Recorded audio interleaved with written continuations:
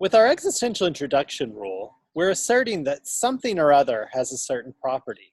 Of course, we can do this if we know that some specific object has that property, because if some specific thing has that property, then clearly something or other does.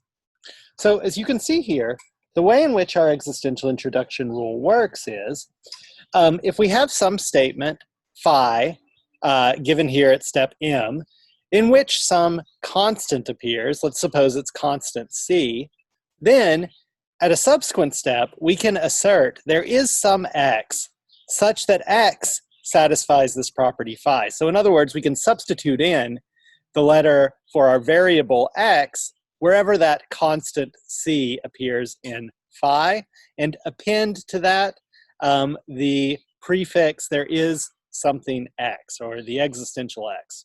And of course, what we'll do to assert that rule is what we'll do to justify that step is to use the rule existential introduction, citing premise M in which this statement with the name C appears. Now, in this case, you'll notice that we have a double box around our action that we're supposed to perform here. And that double box in this case means that you can substitute in the letter X for any instance of C in sentence phi, and you don't have to substitute it in for all instances. It just needs to replace at least one instance of X. It may be useful sometimes to just replace one of those, one instance of a constant with your variable and assert that something has that property in that case. So let's see this rule in action. So what we're given here is the proof, or the steps. First of all cubes are large and B is a cube. And so what we're asked to determine is that there is something large. So we're asked to derive the statement there is something large from these two premises. So how do we do that? Well, what we do first of all is we will need to use one application of our universal elimination rule. We know again that for all things X, if they are cubes, then they are large. So we know that if B is a cube, then B is large. And of course, we also know that B is a cube. Oh, sorry, I need to cite the rule here. That is universal elimination of step 1.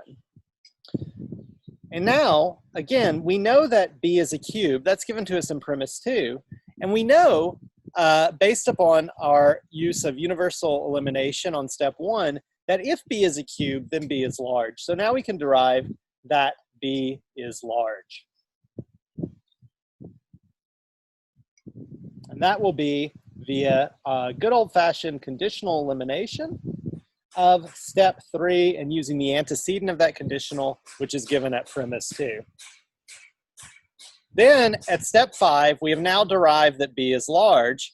And so we can assert that there is something X, such that X is large.